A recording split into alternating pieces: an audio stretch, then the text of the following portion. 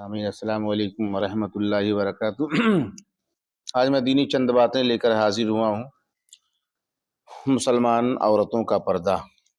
اللہ رسول جل جلالہ و صلی اللہ تعالی علیہ وسلم نے انسانی فطرت کے تقاضوں کے مطابق بدکاری کے دروازوں کو بند کرنے کے لیے عورتوں کو پردے میں رکھنے کا حکم دیا ہے۔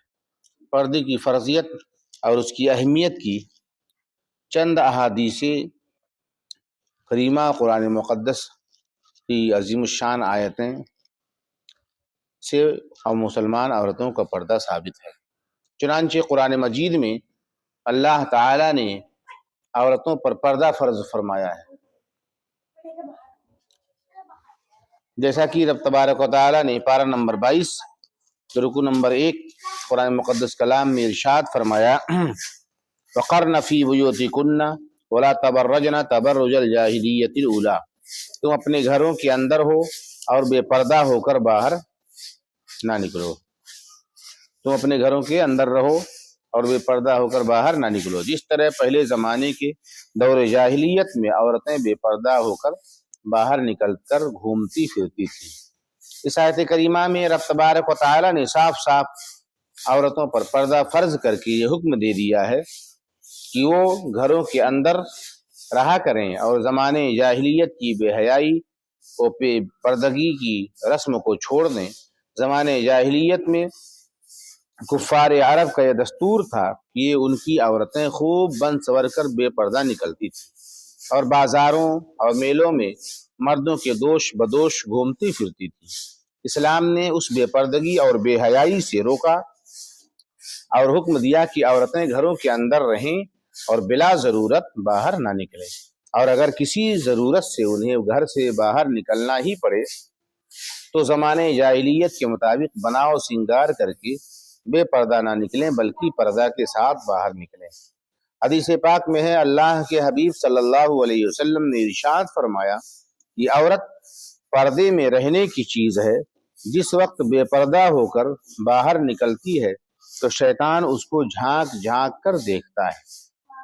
ترمذی شریف کی حدیث پاک ہے، جلد نمبر اول صفحہ نمبر 140۔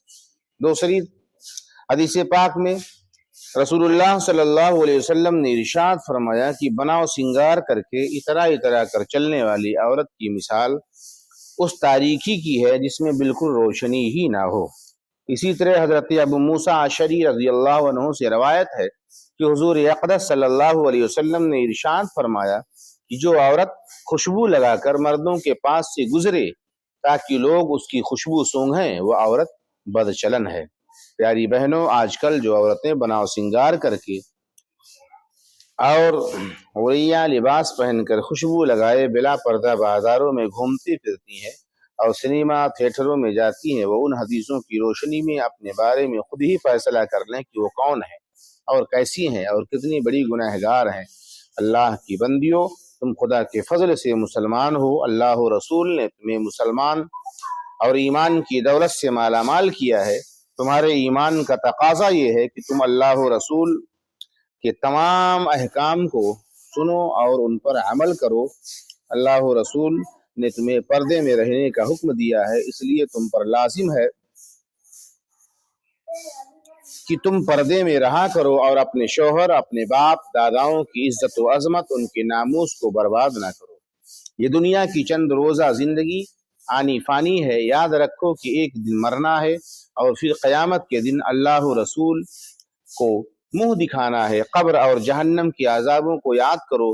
حضرت خاتون جنت بیوی فاطمہ زہرا اور امت کی ماؤں یعنی رسول اللہ صلی اللہ علیہ وسلم کی مقدس بیویوں کے نقش قدم پر چل کر اپنی دنیا اور آخرت کو سنوارو اور خدا کے لیے یہود و نصارہ اور مشرکین کی عورتوں کے طریقے پر چلنا چھوڑ دو۔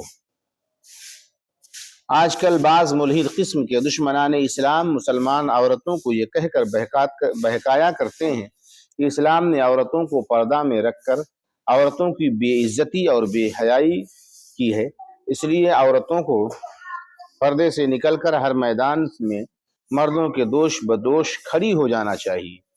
مگر پیاری بہنوں، خوب اچھی طرح سمجھ لو کہ ان مردوں کا یہ پروپیگنڈا اتنا گندا، گھناؤنا، فریب اور دھوکہ ہے کہ شاید شیطان کو بھی نہ سوجا ہوگا۔ اے اللہ کی بندیوں، تم ہی انصاف کرو کہ تمام کتابیں کھلی پڑی رہتی ہیں اور بے پردہ رہتی ہیں، مگر قرآن شریف پر ہمیشہ غلاف چڑھا کر اس کو پردے میں رکھا جاتا ہے۔ تو بتاؤ، کیا قرآن مجید پر غلاف چڑھانا کوئی قرآن مجید کی عزت ہے یا بے عزتی؟ اسی طرح تمام دنیا کی مسجدیں ننگی اور بے پردہ ہوتی ہیں، مگر خانہ کعبہ پر غلاف چڑھا کر اس کو پردے میں رکھا گیا۔ تو بتاؤ، کیا کعبہ معظمہ پر غلاف چڑھا کر ان دونوں کی عزت و عظمت کا اعلان کیا گیا کہ تمام کتابوں میں سب سے افضل و اعلیٰ قرآن مجید ہے، تمام مسجدوں میں افضل و اعلیٰ کعبہ معظمہ ہے۔ اسی طرح مسلمان عورتوں کو پردہ کا حکم دے کر اللہ و رسول کی طرف سے اس بات کا اعلان کیا گیا کہ اقوام عالم کی تمام عورتوں میں مسلمان عورت تمام عورتوں میں افضل و اعلیٰ ہے۔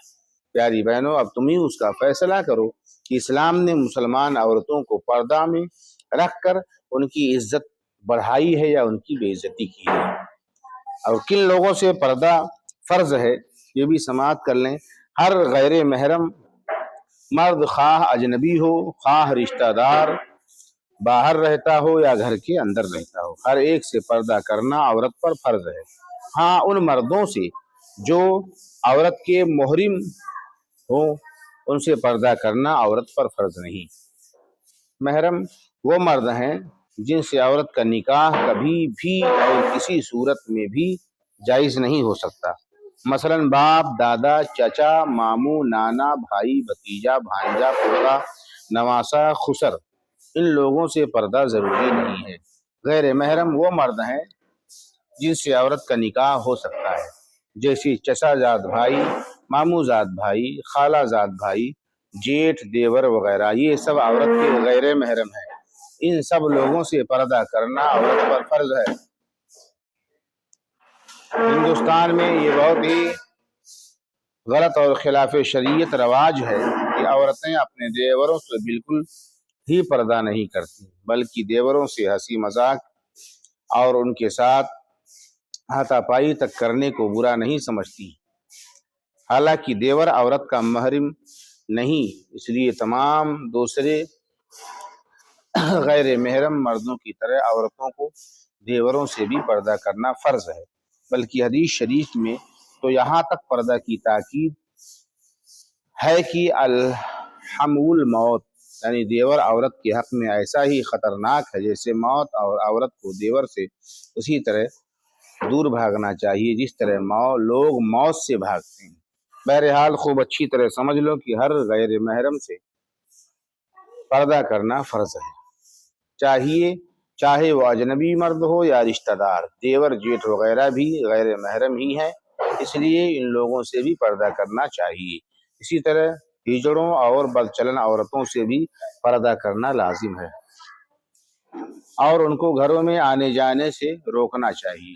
عورت کا مسئلہ، عورت کا پیر بھی عورت کا غیر محرم ہے، اس لیے مریدہ کو اپنے پیر سے بھی پردہ کرنا فرض ہے، اور پیر کے لیے بھی یہ جائز نہیں کہ اپنی مریدہ کو بے پردہ دیکھے تاکہ تنہائی میں اس کے پاس بیٹھے، بلکہ پیر کے لیے بھی یہ جائز نہیں کہ عورت کا ہاتھ پکڑ کر اس کو بیعت کرے، جیسا کہ حضرت عائشہ اور صدیقہ رضی اللہ تعالی عنہا نے عورتوں کی بیعت کے متعلق فرمایا کہ حضور صلی اللہ تعالی علیہ وسلم یا ایھا النبی اذا جاءک المؤمنات سے عورتوں کا امتحان فرماتے تھے۔ جو عورت اس آیت میں ذکر کی ہوئی باتوں کا اقرار کر لیتی تھی تو آپ اس سے فرما دیتے تھے کہ میں نے تجھ سے یہ بیعت لے لی۔